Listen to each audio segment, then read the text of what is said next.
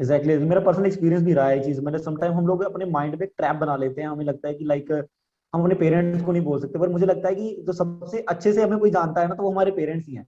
और कई बार हम ही उनके सामने एक रॉन्ग बिल्कुल। इमेज खड़ी करते हैं अपनी, उनके सामने कई बार हम अपने पेरेंट्स को दिखा देते हैं कि भैया हम तो बहुत ही 30 मार खाना है, हम तो कुछ भी कर लेंगे, बट एक्चुअली में रियल इमेज हमारी वो नहीं होती है। बट सर मैं एक और चीज, मेरा हम्म। डाउट था कि लाइक आप इतने अच्छे कॉलेज से पास आउट हुए एनआईटी भोपाल से, तो डेफिनेटली आपके कॉलेज में बहुत सारी प्लेसमेंट्स आई होंगी, फिर आपने सडनली डिसाइड ही क्यों किया कि आपको गवर्नमेंट जॉब में ही जाना है? वाई आपने प्राइवेट जॉब क्यों नहीं चूज की? अपने प्राइवेट जॉब भी तो आपको अच्छी खासी मिल सकती थी आपको। हाँ, वो बात सही है। आपको कुछ पहले से पता नहीं होता है। बोलते हैं ना कि आपका अकेडमी का काफ़ी अच्छा होना। तो जनरली मैं थोड़ा सा ब्राइट स्टूडेंट था अपने होम टाउन से भी। और लगभग एक इथोस होता है सबके माइंड में कि नहीं, मेरा बच्चा गवर्नमेंट जॉब करेगा और अच्छा सा ऑफिसर बनेगा और करके दिखाएगा। जब मैंने ये चीज़ डिसाइड की, तो आप कॉलेज के प्लेसमेंट में ना जाना, उसका एक बड़ा रीज़न ये था कि कहीं ना कहीं एकेडमिक अच्छा होने, फैमिली जब जानते थे कि आप एक्सपेक्ट करते हैं आपसे कि आप एक अच्छा जॉब लोगे, आप गवर्नमेंट जॉब में जाओगे। और हमारे देश में गवर्नमेंट जॉब के लिए एक प्राइड एक अच्छा ही है। मतलब वो एक हम्म। प्राइवेट में हाई पैकेज वाले बच्चे को जज करेंगे, लेकिन गवर्नमेंट में अगर वो क्लास 3 में भी होगा तो भी वो रिस्पेक्ट मिलेगी। तो एक हमारे एक सामाजिक में मानसिकता बनी हुई है। लेकिन मेरा मानना है कि दोनों एक अपने तौर पर दोनों एक समान है और दोनों का अपना एक महत्वता है। मेरा ना जाना उस प्लेसमेंट में एक ये रीज़न था कि मैं चाहता था कि मैं अपने स्किल्स को, अपने टेक्निकल स्किल्स को, मैंने इलेक्ट्रिकल इंजीनियरिंग से पास आउट किया है, मैं उसको आगे ले जाऊं और मुझे एक अच्छे प्लेटफॉर्म पर उसको प्रेजेंट करने का मौका मिले। मुझे पीसफुल जॉब भी चाहिए कि जिसमें मैं अपने आप को कि लाइफ लॉन्ग तक विदाउट एनी डिस्टरबेंस, ना पॉलिटिकल डिस्टरबेंस या कोई जैसे कि देखते हैं आप लोग जो होते हैं, कोई सिक्योरिटी वाला कोई रीजन ना हो, ऐसा कुछ ना हो। और अच्छा मैं फाइनेंशियल बैकअप कर पाऊँ और अपने आप एक रिस्पेक्ट भी गेन कर पाऊँ। तो मुझे सबसे हम्म। बेस्ट लगा पब्लिक सेक्टर का। कि पब्लिक सेक्टर इंडिया में जो महारत्ना नवरत्ना है, ऐसी रिकग्निशन कंपनी है जिसमें लाखों लोग चाहते हैं कि मैं इनमें जॉब करूँ। Prestigious high job, high profile रहती है उनकी। और हम्म। आप उनमें अगर जॉब करते हैं तो एक आप में एक इंडिया नेशन के लिए प्राइड भी रहता है कि आप एज अ नेशन के साथ में काम कर रहे हैं। एक गवर्नमेंट जॉब का एक अलग ही एक प्राइड रहता है आपका करने का। और पीसफुल जाती है काफ़ी, क्योंकि आप वहाँ से पब्लिक से डील नहीं करते हैं। आप एक टेक्निकल स्किल्स को डेवलप करते हैं अपनी, और टेक्निकल स्किल्स को आप इम्प्लीमेंट करते हैं जो आपने सीखा है कॉलेज में। तो मेरा वही मानना था। और लेकिन थोड़ा सा मैं लेट हुआ उस चेक करने। जैसे कि आपने बताया कि प्लेसमेंट आसानी से हो जाता था, मेरा भी मानना था कि आसानी से हो जाता, लेकिन बैठा नहीं, ये मेरी गलती थी। ऐसा मैं सोचता था कि जब आप पास आउट हो जाते हैं तब आपको लगता है कि अब कंपटीशन मेरा बढ़ गया है। पहले 150 लोगों के साथ में कंपटीशन था, क्योंकि आपके क्लासेस के लोग हैं, आपके बैच के लोग हैं, बस वही कंपटीशन में है इंटरव्यू के लिए। लेकिन अब आपके कंपटीशन लाखों लोगों के साथ में हो गया है। मतलब हम्म।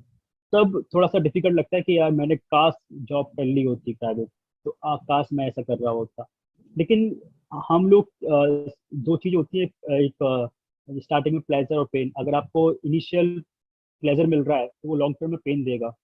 तो एक साल जब निकल गया तो मुझे लगा कि नहीं, यहाँ ठीक है। मतलब क्योंकि मेरे जो कुछ मित्र थे और जो कि जॉब कर रहे थे प्राइवेट में भी, और कुछ ऐसी जगह पे कर रहे थे कि अगर आप इलेक्ट्रिकल इंजीनियर हैं तो वो आईटी कंपनी में जॉब कर रहे हैं। तो मुझे लगता है कि कोई महत्वता नहीं है उनकी, क्योंकि आप इलेक्ट्रिकल इंजीनियर कर आईटी कंपनी में जॉब कर रहे हैं तो आप अब एक चीज स्किल सीख रहे होगे और अपने आप को इम्प्लीमेंट नहीं कर पाए हो, तो वही आपको एकदम एकदम लेजी बना देगा। आप अपने आप हम्म। के आपके अपने टैलेंट को आप कभी निखा नहीं पाएंगे। और वो लड़के क्या कर रहे हैं कि अपना बॉन्ड खत्म होने के बाद रिजाइन करके दोबारा से प्रैक्टिस स्टार्ट कर रहे हैं जॉब्स के लिए, बैंकिंग जॉब्स के लिए और पीएससी जॉब्स के लिए। तो मैंने कहा, अगर जब करना ही पीएससी जॉब्स था, जब आपको जाने टेक्निकल में, तो वो जॉब क्यों ली आपने? इंस्टेंट प्लेजर क्यों लिया? क्योंकि वो लॉन्ग टर्म पेन था वो। तब मैंने हम्म। डिसाइड किया। मैंने थोड़ा सा लेट डिसाइड किया। मैंने फाइनल ईयर में स्टार्ट की थी स्टडी। मैंने गेट के लिए मैंने तैयारी स्टार्ट की मैंने। और गेट ही ऐसा कंपटीशन एग्जाम था कि जहाँ पर आपको इन पीएसयूज में डायरेक्ट इंटरव्यू कॉल आती है आपके गेट के स्कोर पर, आप ऑल इंडिया रैंक पर। और वो काफ़ी सही था, मतलब कि आपको थोड़ा सा रिस्क तो रहता है गेट में, क्योंकि as compared to other exam बहुत थोड़ा तो नहीं बोलेंगे, ज़्यादा ही रिस्क है, क्योंकि आपको lakhs of people, like electrical की बात की जाए तो इलेक्ट्रिकल इंजीनियरिंग में लगभग 1.5 से 2 लाख करके एग्जाम फॉर्म फिल करते हैं, और हम्म। पूरे ओवरऑल इंडिया में मोर देन 500 से 700 सीट्स होती हैं। तो ये बहुत ओके। ही कम परसेंटेज होता है कि आपका सिलेक्शन होने का। तो मेरा मानना था कि मैं अगर 1 साल या 2 साल अच्छे से प्रिपरेशन करूँ तो मैं ये चीज़ कर सकता हूँ, मुझे अपने को विश्वास था। तो उसी चक्कर में मैंने उन प्लेसमेंट में नहीं गया, और मैंने सोचा कि अगर मुझे जॉब करनी है तो मैं फोकस रहूंगा, और फाइनल ईयर में मैंने प्रिपरेशन स्टार्ट कर दी गेट की। हम्म। तो सर आपको ऐसा लगता है कि अगर आपको ये चीज फर्स्ट ईयर में ही क्लियर होती, जैसे मान लीजिए आप जब फर्स्ट ईयर में थे और अगर तभी से आपको ये क्लियर होता कि मुझे गवर्नमेंट जॉब भी जाना है, तो अगर आप तब से तैयारी करना शुरू करते तो ऐसा नहीं होता? मतलब लाइक जस्ट जनरल क्वेश्चन है कि अगर वैसे जनरली बीटेक में तो कोई इतना एग्जाम्स में इतना कोई जोर, मतलब इतना पावर नहीं लगाते बच्चे एग्जाम्स देने में, तो क्या साइड वाइज पहले से प्रिपेयर नहीं किया जा सकता अपने आप को गवर्नमेंट या प्राइवेट के लिए फर्स्ट ईयर से ही? हम्म, बिल्कुल बिल्कुल कर सकते हैं। एक्चुअली अमरजीत जी, मीडियम जो हम लोगों के पास में होते हैं, जैसे कि आपने अभी इनिशिएटिव लिया है, तो आप एक एग्जांपल या आप एक बना बता रहे हैं कि ऐसा ऐसा आपको सीढ़ी चढ़नी है, ऐसा ऐसा एनवायरनमेंट होता है, और इस तरीके से आप इस चीज़ को ले सकते हैं। लेकिन फर्स्ट ईयर में हम्म। आपको कुछ नहीं पता होता है। फर्स्ट ईयर में आप हम्म। बस सो कॉल्ड इंजीनियर होते हैं, आपको कुछ नहीं पता होता कि आपकी जॉब क्या है, आपका प्रोफाइल क्या है, आपका एक्चुअल में हुनर क्या है, आपका आप नहीं जानते हैं। लेकिन वो चीज़ें एक्सपीरियंस के साथ में आती रहती हैं। लेकिन जितना जल्दी आप समझ जाते हैं, आपके फ्रेंड्स होते हैं, सीनियर होते हैं, तो मेरे कुछ सीनियर थे, उनका भी मुझे गाइडेंस मिला। लेकिन थोड़ा सा मैं लेट रहा, क्योंकि मैंने सबको ऑब्जर्व किया, यूपीएससी को भी देखा, एसएससी को भी देखा, बैंकिंग जॉब को भी देखा, सबको मैंने ऑब्जर्व किया कि किस तरीके से कहाँ पर क्या एग्जाम होता है, किस तरह का।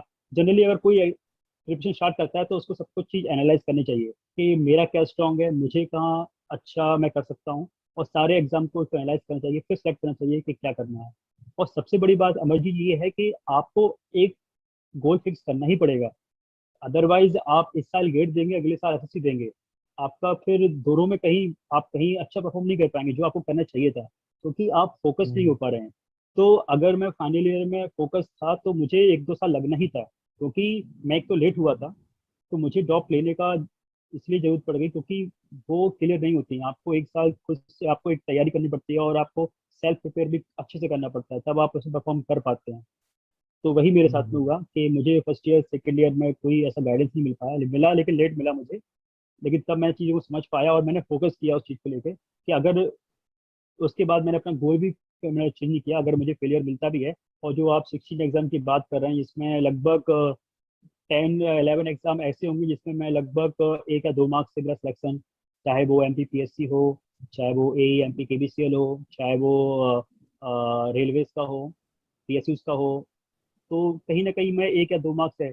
तो मुझे लग रहा था कि हाँ, यहाँ पर मैं किया हूँ तो एक्सपीरियंस मुझे मिल रहा है। लेकिन लगता है ना कि काश यहाँ हो जाता तो अच्छा होता। लेकिन वो आपको हम्म। बाद में पता पड़ता है कि आपकी उपलब्धता कहाँ पर अच्छी है। आपको स्टार्टिंग में लगता है कि चलो काश यहाँ हो जाता तो कितना अच्छा होता, मैं भी सेट हो जाता। लेकिन जब यहाँ आने के बाद मुझे लगा कि यार काश वहाँ होता तो यार मैं तो फंस जाता। तो आप हम्म। नहीं जानते कि आपकी आगे क्या आप सोच बनेगी, और क्या आप आपकी विविधता साबित होगी। बस आप एक्सपीरियंस लेते हो, उन चीज़ों से आप डिसाइड करते हो। लेकिन आपकी लाइफ में गोल का निर्धारित होना बहुत जरूरी है, आपका गोल फिक्स होना चाहिए, और गोल से आपको चेंज नहीं करना है, चाहे उसमें फेलियर कितना भी आए। तो जो मेरे 16 एग्जाम की फेलियर की जर्नी रही है, तो मेरा गोल एक ही था, टेक्निकल एग्जाम क्लियर करना है। गेट के साथ में जो भी टेक्निकल एग्जाम थे वही देना था मेरा, और मैं गेट के लिए ही फोकस था। सारे एग्जाम साथ में आते रहते थे, लेकिन गेट मेरे लिए प्राइम। ओके। तो सर थोड़ा तैयारी के बारे में बताएं कि मतलब जब आप 1 साल तक फेल होते रहे, मतलब आप एकदम इतने फेलियर आए, उसके बाद आपने तैयारी में क्या चेंजेस लाए आपने अपनी तैयारी में, कि जो मतलब मेरे को ऐसा लगता है स्टिल 2 साल बहुत जल्दी हो गए, मतलब ऐसा नहीं कि मतलब कईयों के तो 3-4 साल लग जाते हैं, मतलब अब बेचारे अभी भी जी जी। स्ट्रगल कर रहे होंगे शायद कुछ लोग बच्चे तो। बट वही मैं जानना चाहूंगा कि क्या ऐसे चेंजेस लाए फिर आपने जब आपको लगा कि नहीं यार अब तो बहुत हो गया, तो क्या ऐसे चेंजेस लाए आपने तैयारी में अपनी? आप क्या है ना कि कुछ चीज़ों को जब पढ़ते हैं ना, जब आप समझते हैं, तो वो जब लास्ट तक पहुंचते हैं तब लगता है कि अरे नहीं, इसको तो मैं और अच्छी तरीके से कर सकता था। तो हम्म। हमेशा शॉर्ट मेथड कोई काम भी नहीं आता है, लेकिन स्मार्ट वर्क हमेशा काम में आता है। आपको वर्क शॉर्ट नहीं करना है, लेकिन स्मार्ट करना, हार्ड वर्क नहीं करना है। जैसे कि बोलते हैं ना कि ना, आपको पसीना आप अपने शांति में बहाओगे, उतना ही कम आपको लहू आपके बार में बहाना पड़ेगा। तो ऐसा एक कोट है। तो जितना भी आप हार्ड वर्क कर सकते हैं अभी, आपके लिए अच्छा है। बस आपको स्मार्ट वर्क करना है, क्योंकि मुझे लगता है कि ये एग्जाम क्रैक करना कोई बड़ी चीज नहीं है, सब करते हैं। बस बड़ी चीज ये हो जाती है कि लोग ज्यादा हैं, और उन लोगों से आपको अपने आप को एक यूनिक बनाना भी है, कि आप उन लोगों को कैसे पीछे करते हैं, आप उन लोगों से कैसे आगे निकलता है। तो आप सब लोग तैयारी में लगे, सब सेम वर्क करते हैं। और एक चीज और मैं आपको बोलना चाहूंगा मजीद जी, जो एग्जाम होता है वो 3 घंटे के लिए सबके लिए समान होता है। और जो 1 to 100 रैंक्स आती है ना, वो लगभग टॉपर्स जो होते हैं ना, वो लगभग सेम ही लेवल के रहते हैं। कोई उनमें ज्यादा स्टडी में डिफरेंस नहीं होता। लेकिन आप वो 3 घंटे में कैसे परफॉर्म कर पा रहे हैं अपने आप को, बहुत मैटर करता है। तो आपको हम्म। पूरी साल किस तरह से आपके पास लाइफ में जो आपकी लाइफ में चैलेंजेस आते हैं, कि आपकी फैमिली से कोई चैलेंज आया, कोई एक्सीडेंट हो गया, कुछ भी हो, आप किस तरह से अपने आप को स्टेबल रख पा रहे हैं, वो ज़्यादा इंपॉर्टेंट है। दूसरा, आपने किस तरह से एग्जाम के लिए आपने एक चार्ट पेपर किया है कि आपको कहाँ कहाँ क्या क्या चीज़ करनी है। आप सीधा सिंपल सी बात है, जब भी कोई एग्जाम आप स्टार्ट करते हैं तो आपको उसको चार्ट बना लेना चाहिए। आपको उसके मेन मेन पॉइंट्स देखने चाहिए। आपको प्रीवियस ईयर में देखना चाहिए कि कैसे क्या होता है। बहुत ही सिंपल तरीका है, एनालाइज आप करोगे, सिंपल सी अप्रोच आप रखोगे पॉजिटिव वे में, आप डेफिनेटली सक्सेस होगे। आप डेफिनेटली उस चीज में से कहीं ना कहीं उस चीज को पकड़ लोगे। लेकिन अगर आप हम्म। तैयारी इस तरीके से करो कि मैं हार्ड वर्क तो बहुत कर रहा हूँ, मैं 12 12 15 15 घंटे पढ़ रहा हूँ, लेकिन मुझे रिजल्ट नहीं मिल रहा है, तो रिजल्ट क्यों नहीं मिल रहा है, उसका रीजन ये है कि आप हार्ड वर्क कर रहे हैं लेकिन स्मार्ट वर्क नहीं कर रहे हैं। आप उन चीजों को अच्छे से ऑर्डर पे नहीं रख रहे हैं। मेहनत सब करते हैं, गधा भी एक मेहनत करता है। लेकिन हम्म। आप स्मार्ट वे में उस तरीके से उसको करोगे, समझोगे, तो डेफिनेटली आप उस चीज को पा सकते हो। तो मेरे लिए वही रहा कि मैंने उन चीजों को समझा, लेकिन एक दो फेल्यूर के बाद समझा, क्योंकि मुझे लगा कि मैंने ये गलती की तो मैं वो दोहराऊंगा नहीं। और मुझे अपने आप हम्म। को मोटिवेट रखना ही रखना है।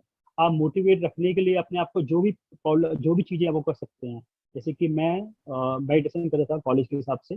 जब मैं आपको एक स्टोरी बताऊंगा कॉलेज की, मैं सेकेंड ईयर का से करना चाहता हूँ कि सेकेंड ईयर के बाद से जनरली क्या अलग हॉस्टल्स में होते हैं, तो लगभग आप ऐसी एक्टिविटीज में इंडल्ज हो जाते हैं कि जो आपको नहीं करनी चाहिए। तो मेरे लिए वो हम्म। चीज़ नहीं आ पाई। लेकिन मैं लोगों को देखा था कि लोग चल रहे हैं, कि लोगों इंटॉक्सिकेशन कर रहे हैं, और बाकी टाइम उनको जा रहा है बाकी और चीज़ों में, वो फोकस नहीं हो पा रहे हैं।